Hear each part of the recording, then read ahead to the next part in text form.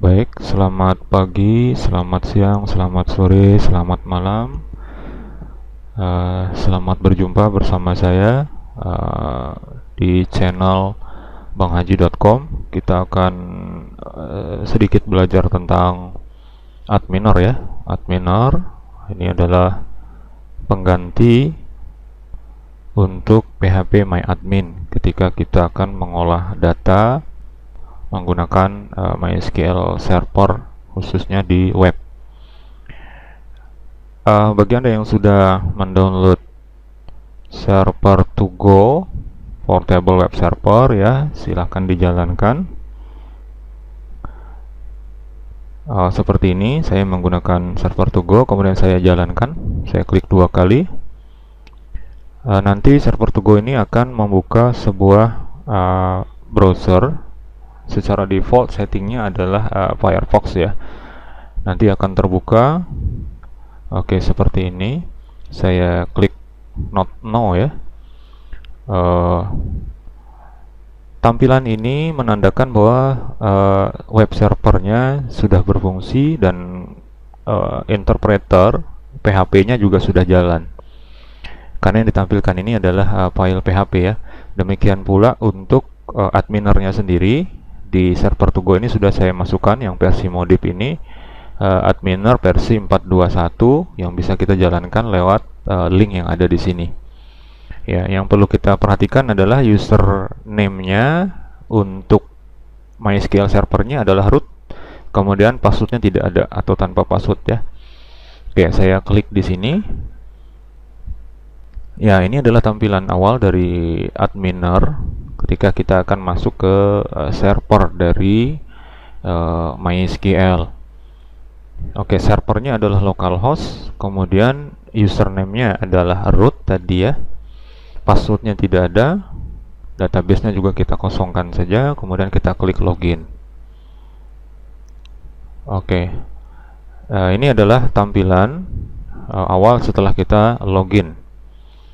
Di tampilan ini ada terbagi dua, yaitu panel sebelah kiri dan panel sebelah kanan. Jadi untuk sebelah kiri dibatasi sini, kanan adalah sebelah sana. Panel sebelah kiri ini umumnya berisi nanti database yang terpilih, kemudian daftar tabel yang ada di dalam database tersebut, di dalam database yang terpilih. Baik, kita akan coba membuat sebuah database ya. Tutorial ini sendiri saya buat video ini berdasarkan tulisan yang ada di web saya di banghaji.com ya, tentang adminer juga. Jadi kita akan bikin video ini berdasarkan tulisan yang ada. Oke, kita akan buat dulu tabel untuk project tutorial ini. Di sini ada link yaitu create new table ya, boleh diklik di sini ya untuk membuat tabel. Oke, seperti ini. Silakan dimasukkan nama database-nya, inventaris misalnya ya. Ini berdasarkan tadi tulisan yang ada di banghaji.com. Mungkin Anda juga perlu untuk mendownload server to go dari blog tersebut ya, kalau Anda memang belum punya, atau Anda sekedar ingin mendownload adminernya juga bisa. Baik, saya akan save untuk menyimpan database ya. Saya klik save. Oke, seperti ini di pesan sini muncul database has been created, yang artinya database sudah dibuat. Buktinya adalah di bagian atas ini database ya, yang sudah aktif adalah inventaris. Nah, ini. Kemudian di sebelah kiri, panel kiri ini DB yang awalnya tadi kosong juga sudah ada isinya inventaris. Artinya yang terpilih adalah inventaris. Ya, kemudian di bagian bawahnya sini ada tulisan notables ya, karena kita baru membuat database, belum membuat tabel ya. Pada contoh ini kita akan buat satu saja dulu tabelnya. Kemudian saya akan jelaskan bagaimana cara pembuatan untuk kolom-kolomnya beserta dengan tipe data dan ukuran-ukurannya. Baik, sebelum kita membuat tabel, apabila ternyata Anda batal tidak jadi membuat database, ya, Anda cukup klik alter table, alter database. Maaf ya, alter database. Ya, seperti ini alter database. Kemudian Anda bisa klik drop ya untuk menghapus database. Ya, atau bisa juga melalui link server yang ada di atas ya. Kemudian Anda klik. Nah, di sini juga terdaftar database-database yang sudah ada. Ini jika ingin menghapus beberapa database, Anda cukup beri centang misalnya seperti ini, kemudian Anda klik drop ya. Kemudian Anda akan ditanya apakah yakin akan menghapus ya. Jika Anda yakin, Anda klik OK, maka database tersebut akan dihapus. Jika tidak, maka tekan tombol cancel ya. Baik, saya kembali ke database inventaris tadi. Saya klik sini. Oke. Untuk membuat tabel, kita bisa melakukan dengan dua cara atau dua lokasi untuk pembuatan. Yang pertama dari panel kiri atau dari panel kanan. Panel kiri ada link create table ya, atau di sebelah kanan juga sama ada create table yang pada intinya akan menampilkan yang sama. Oke, saya klik salah satunya saja di antara dua ini. Sebelum itu Anda perhatikan di bagian bawah ini ada kolom berwarna merah ya, ada bagian yang berwarna merah yang dikatakan di sini sebagai error. Ini kita abaikan saja karena kita tidak terlalu mempermasalahkan hal ini dan tidak berhubungan dengan ini juga. Ya, nanti akan saya sampaikan pada tutorial-tutorial selanjutnya. Baik, silahkan diklik create table ya. Oke, create table hasilnya adalah seperti ini tampilannya. Ini untuk membuat nama tabel di bagian atas ini.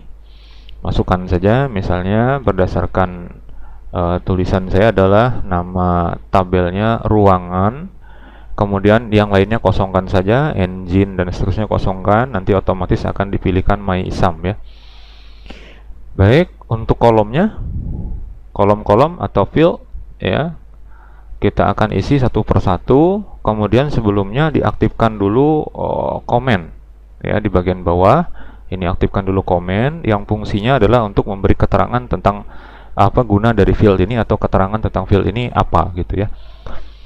Oke, saya mulai dari yang pertama, ruangan underscore ID seperti ini ya. Pastikan huruf kecil saja semua. Mulai dari membuat nama database tadi, kemudian nama tabel seperti ini, dan juga nama kolom sebaiknya disarankan membuat dengan huruf kecil semua, dipisahkan dengan underscore jika itu lebih dari satu kata. Kemudian saya juga terbiasa membuat seperti ini. Jadi misalnya nama tabelnya adalah ruangan, maka saya akan memberi nama kolom itu sebagai ruangan ID, nanti ruangan apa, dan seterusnya, untuk menunjukkan di field tersebut adalah sekaligus menunjukkan nama tabelnya juga. Jadi ini untuk mempermudah sebetulnya, walaupun ini tidak wajib. Ada beberapa yang hanya menuliskan misalnya hanya ID saja, boleh juga, tidak ada masalah ya. Saya membuatnya dengan ruangan ID sesuai dengan tutorial yang ada di blog ya. Anda bisa cari menggunakan pencarian yang ada di blog, nanti tinggal Anda ketik kata kunci adminer atau Anda klik di bagian tutorial. Baik, tipe datanya adalah int atau integer. Anda bisa gunakan keyboard Anda juga ya dengan tab, ini lebih mudah, tombol tab ya. Tipe datanya adalah integer, kemudian ada tab lagi, lengthnya, panjang maksimalnya adalah 3 karakter ya. Kalau 3 karakter berarti jumlah angka yang bisa disimpan di situ adalah sampai 999 gitu ya. Sedangkan ruangan tidak sampai segitu. Nah, ini hanya sebagai antisipasi saja. Baik, selanjutnya di tab saja.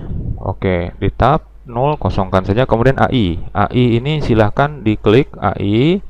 Fungsinya adalah untuk menjadikan ruangan ID ini berisi angka otomatis nanti yang akan dijumlahkan satu per satu. Jadi misalnya untuk record pertama itu angka 1, maka ketika menambah data lagi akan menjadi 2, 3, 4, dan seterusnya. Ya, ini adalah auto increment ya. Kemudian untuk default value-nya tidak perlu diisi, kosongkan saja. Kemudian komennya yang diisi, misalnya ini keterangannya adalah ID ruangan saya beri keterangan misalnya PK atau primary key ya. Oke, selanjutnya saya buat ke bagian kedua. Untuk field yang kedua yaitu ruangan nama. Oke, saya tap lagi. Tipe datanya adalah varchar ya, varchar seperti ini. Saya tekan tombol V tadi, atau Anda pilih di sini menggunakan varchar juga boleh. Lengthnya, panjang karakternya kita batasi misalnya 30 karakter ya. Artinya kalau nanti diisi lebih dari 30 maka dia akan terpotong lebihnya. Oke, saya masukkan keterangannya, nama ruangan. Saya masukkan lagi satu buah field. Nah, ini untuk yang terakhir ya, untuk ruangan status. Nah, ini tipe datanya yang akan saya masukkan adalah enum ya. Saya pencet tombol enum seperti ini, enum, atau bisa Anda pilih juga enum. Enumerasi maksudnya pilihan yang kita tentukan. Misalnya ini biasa digunakan misalnya untuk jenis kelamin, misalnya laki-laki dan perempuan, maka daftar isiannya adalah hanya L dan P misalnya, atau pria dan wanita maka P dan W. Nah, di sini kita menggunakan statusnya untuk ruangan ini adalah enum yang isinya adalah 0, enter ya, dan 1 seperti ini. Yang ini kalau kita tap ya, dia akan otomatis berubah seperti ini. Nah, kalau di PHP MyAdmin kita harus mengetikkan tanda petik 0, tanda petik koma, tanda petik lagi 1, tanda petik lagi. Biasanya seperti itu. Nah, di Adminer ini lebih mudah. Oke, saya lanjutkan. Untuk nolnya kosongkan, AI-nya juga jangan diklik ya, karena ini hanya berlaku untuk integer tipe datanya. Kemudian untuk defaultnya yang diaktifkan, kemudian diisi angka 1, yang artinya ketika nanti kita mengisi data, kemudian tidak melakukan setting untuk ruangan status, maka secara otomatis ruangan status itu akan berisi angka 1, karena kita set defaultnya adalah angka 1. Saya kasih keterangan di sini. Ruangan ini yang kita maksud statusnya 0 dan 1 adalah jika dia 0 itu misalnya ya tidak dipakai. Kemudian kalau dia 1 sama dengan dipakai. Ruangan tersebut masih digunakan atau tidak, seperti itu. Atau Anda bisa buat keterangan di situ misalnya 0 sama dengan tidak aktif, 1 sama dengan aktif, atau apapun lah, terserah. Yang penting angka 1 menunjukkan bahwa itu difungsikan, sedangkan angka 0 itu tidak difungsikan. Baik, saya kira cukup untuk pembuatan tabel ruangan ini ya. Kalau sudah, Anda bisa tekan tombol save. Kemudian misalnya Anda ingin melakukan perubahan urutan, Anda bisa klik tombol panah ya yang ada di sini, atau ternyata misalnya kelebihan, Anda bisa klik remove ya, atau Anda ingin menyisipkan misalnya di bawah ruangan ID Anda tambahkan, Anda tinggal klik misalnya add next ya, seperti itu ya. Saya save dulu. Oke, seperti ini tampilannya. Ini dikatakan di sini table has been created, artinya tabel sudah berhasil dibuat. Kemudian di sebelah kiri kita lihat ini tadi no tables, sekarang sudah ada select ruangan. Oke, yang perlu diperhatikan di sini adalah kata-kata select dan ruangan. Ini sama dengan di bagian kanan select data ya, ini sama dengan select yang ada di sini ya, yang di sebelah kiri. Kemudian untuk show struktur ini sama saja dengan ketika kita klik ruangan. Contoh untuk select tadi saya klik di sini dan saya klik di sini, ini sama. Kemudian untuk ruangan ini akan menampilkan strukturnya seperti ini. Ini juga sama ya. Jadi struktur tabel yang ingin kita lihat bisa kita klik di show struktur atau di nama dari tabelnya. Jika ingin melihat isinya, maka klik di link selectnya atau select data seperti ini. Nah, di sini masih belum ada data ya. Kita akan lanjutkan di video berikutnya untuk pengisian data. Saya kembali ke struktur sini karena ini ada 4 menu, 2 yang sudah kita gunakan. Yang berikutnya adalah alter table. Alter table ini untuk mengubah table ya. Bisa digunakan untuk menghapus table, bisa juga digunakan untuk mengubah kolom ya. Saya coba klik, pastikan dulu yang akan diubah tabelnya aktif ya. Contoh seperti ini, di bagian atas ini tabel ruangan, artinya tabel ruangan lah yang sedang aktif sekarang dan akan diubah ya. Alter table. Alter table seperti ini kembali ke tadi ketika kita menyusun seperti inilah.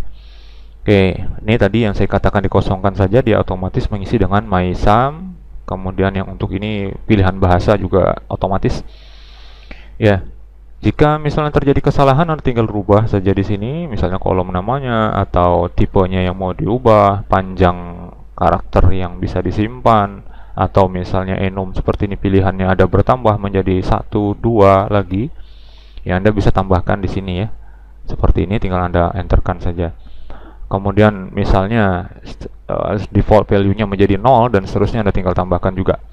Demikian juga dengan keterangan. Sekali lagi, jika ingin menambah, Anda tinggal klik tombol plus seperti ini, add next ya. Seperti ini akan menambahkan satu buah kolom kosong baru. Anda tinggal tambahkan field-fieldnya apa saja. Jika tidak diperlukan, Anda bisa klik remove ya, tombol silangnya. Kemudian mengubah urutannya, Anda tinggal klik tombol panah yang ada di sini. Jika Anda sudah selesai untuk mengubah data, Anda bisa klik save. Oke, seperti ini table has been altered. Gini ya, artinya sudah diubah tabelnya menyesuaikan dengan perubahan terbaru yang Anda buat. Baik, untuk sementara cukup dulu tutorial kita tentang membuat database dan tabel ya. Pada tutorial selanjutnya kita akan bahas bagaimana cara mengisi data ke dalam tabel ini, kemudian bagaimana cara menghapus data, dan juga bagaimana cara untuk mengedit data satu persatu dan juga secara kolektif, secara banyak ya. Sebelumnya ketika kita akan selesai menggunakan ini, maka sebaiknya kita tekan logout ya, untuk kembali ke tampilan awal seperti ini. Baik, saya kira cukup dulu untuk tutorial saya kali ini. Sampai jumpa pada tutorial selanjutnya. Terima kasih atas perhatian Anda semua. Selamat pagi, selamat siang, selamat sore, selamat malam. Jangan lupa kunjungi www.banghaji.com. Terima kasih.